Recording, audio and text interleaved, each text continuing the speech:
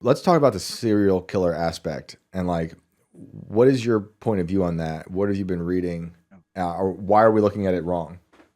Yeah.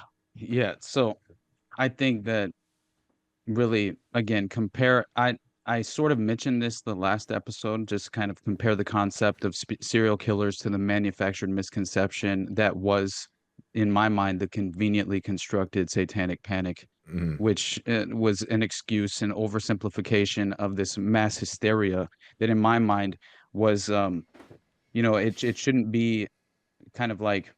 And also, I was also considering the fact that you kind of like seeing the phenomena as it was constructed in terms of America itself, the U.S. footprint of serial killers. The phenomena began in like the early 70s, mm. and then kind of spurred into this wave of the satanic panic, which really was just a reaction to these obvious cult organizations that, and this very interesting underlying kind of network of occult beliefs that I don't think people were aware of until maybe even the final death nail of the Summer of Love in '69 with Yeah, Charles Manson. totally. Honestly, kind of like shooting that visual onto the world stage in a way that was never kind of witnessed before. Hmm. But then, it's like you see what happened with Charles Manson. He was brushing shoulders while living on Cole Street with the Process Church of the Final Judgment, which has direct influence on his path to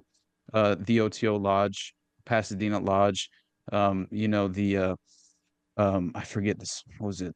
The Devil's Staircase or this? I'm trying to remember now what. But either way, he had been legitimately, Oh yeah. obviously not only was he attending the Haight-Ashbury Free Medical Clinic while he was on Cole Street, he was Yep. also considering this very interesting esoteric occult philosophy that really fundamentally brought in, like, obviously, it was the foundation of the process was uh, um, Robert de Grimston, Marianne McLean de Grimston, and they were members who had met. They were members of Scientology who had met while they were. Uh, they apparently knew L. Ron Hubbard personally, were very good friends and close for a time, Hmm. which to me, instant red flags because I believe L. Ron Hubbard is an intelligence agent. I Yeah. think that Scientology itself was constructed to be this sort of um, interesting, front within, at least for the intelligence community, within the context of established religious structures of some kind, right? Why And I are all the think that remote viewers Scientologists?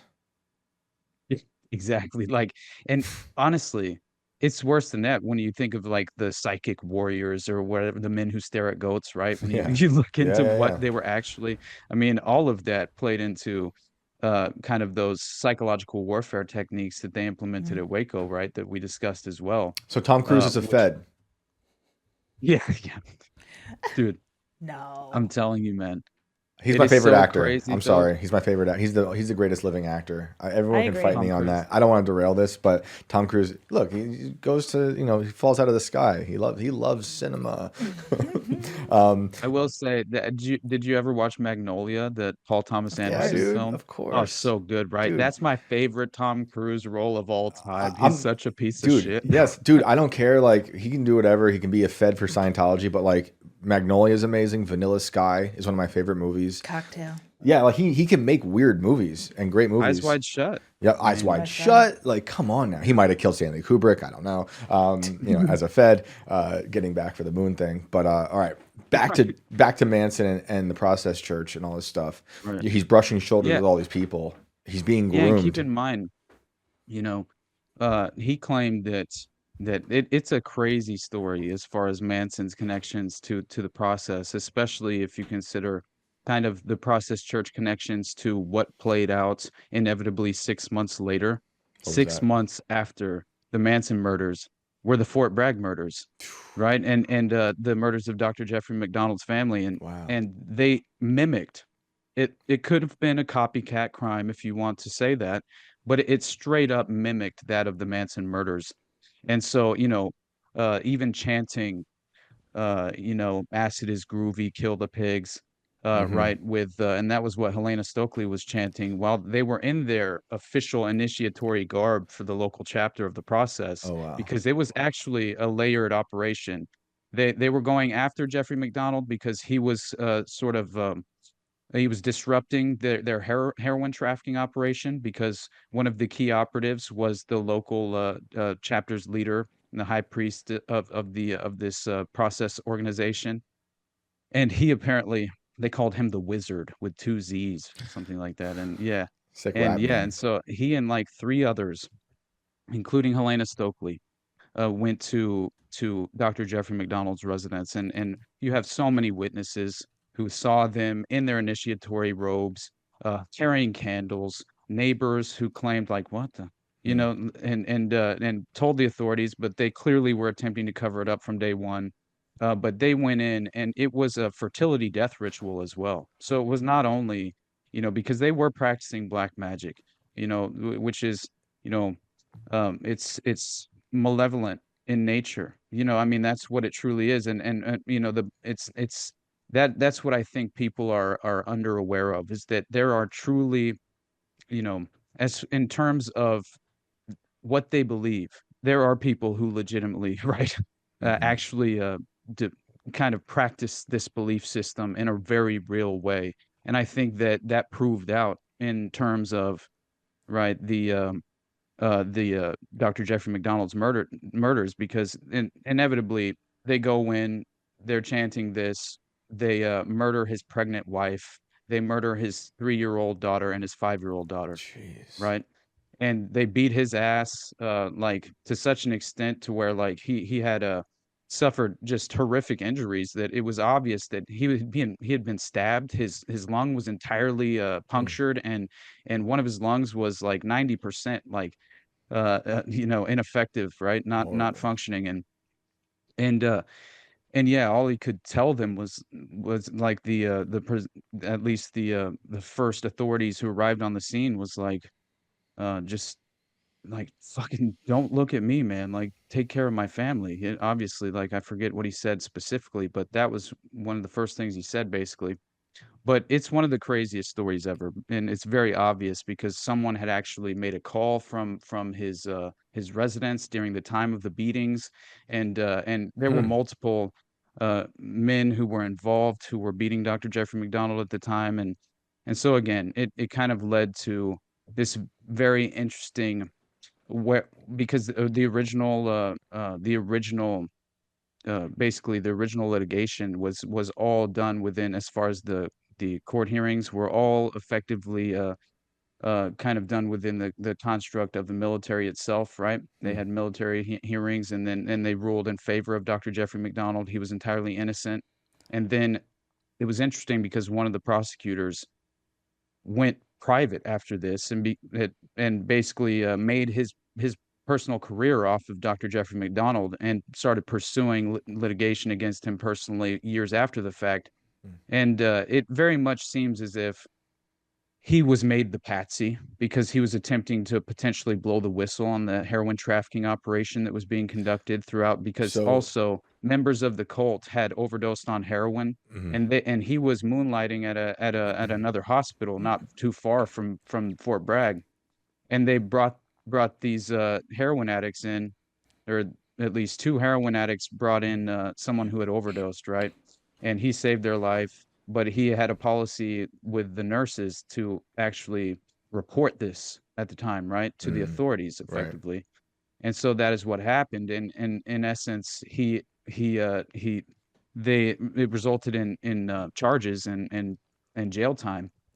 And so apparently he was viewed, as far as his actual character and reputation at the time, they viewed him as the golden boy, is kind of how he was referenced as well, as far as the military authorities. Even they didn't quite appreciate the fact that he wasn't willing to turn a blind eye. Mm. And so that was another aspect of it, is that heroin overdoses had skyrocketed within like such a short amount of time, and it was due to this very obvious connection coming through Fort Bragg. And not only Fort Bragg, it was up and down the coast, and from New York to Miami, basically. And so anyway, it's a fascinating thing, but Wait, let me ask that real I could quick.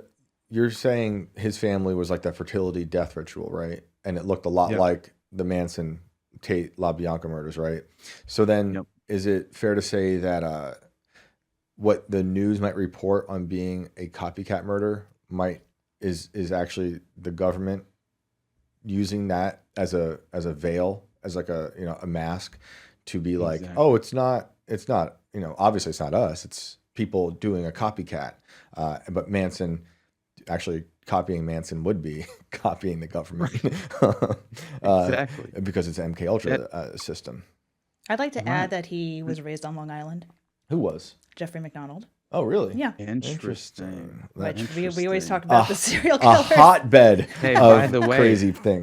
that's all connected in with the Son of Sam, and as far as Roy Radin as well, and the Cotton Club killings, and all of these various connections to that's what Doctor or not Doctor, but Detective James Rothstein was referencing as well, is that he was actually talking about how, and again, he's a very interesting resource, honestly. Like, I really admire and respect what he has attempted to expose, because he's a perfect example, right? Ex-head of the department's human trafficking and vice-related crimes division, and he was basically he was tasked with uncovering the CIA's massive trafficking and pedophile networks, which he would report to the New York State Select Committee on Crime, Mm. which all came out that there is this perfect um, uh, crossroads intersection where all of this combined, as far as you have this combination of intelligence, these occult cutout organizations,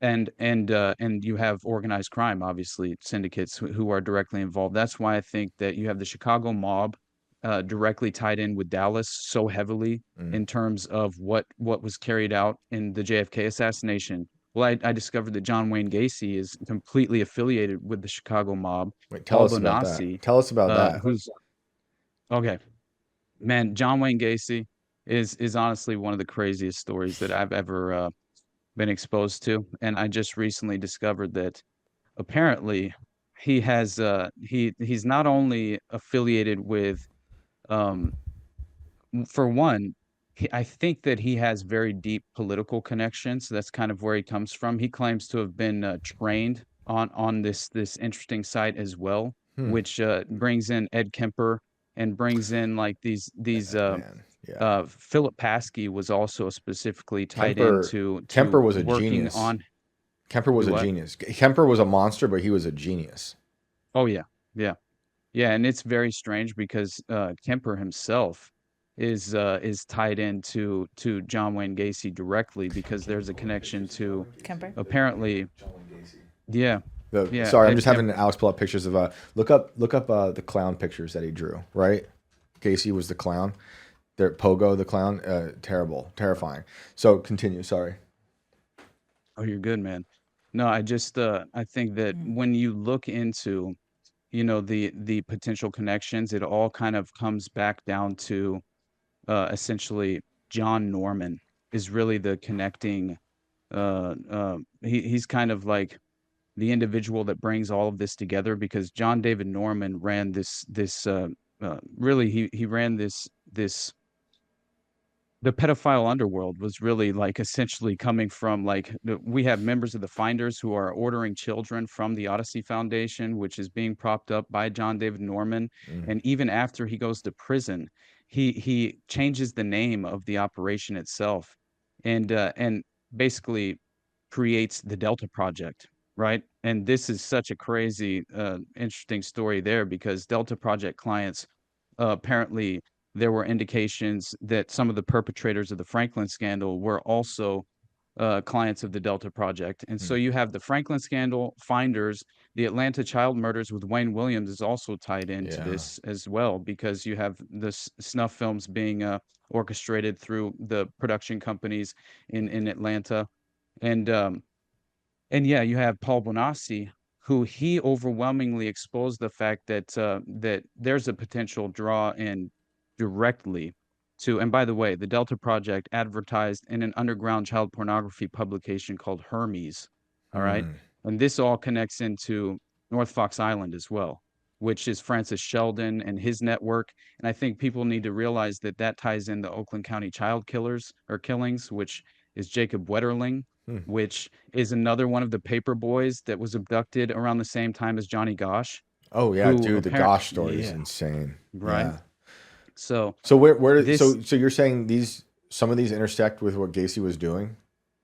absolutely, And yeah, so you're saying like that phrase is like scarred in my brain. He would purchase kids or help because like I forget how he got his victims, but right, what were yeah. what was the So connection between him and these places? well, basically, Phil Paskey was running the Delta Project for John David Norman while he was in prison, Okay. right? And Phil Paskey happened to be on John Wayne Gacy's construction crew. No, Yes. shut up, dude.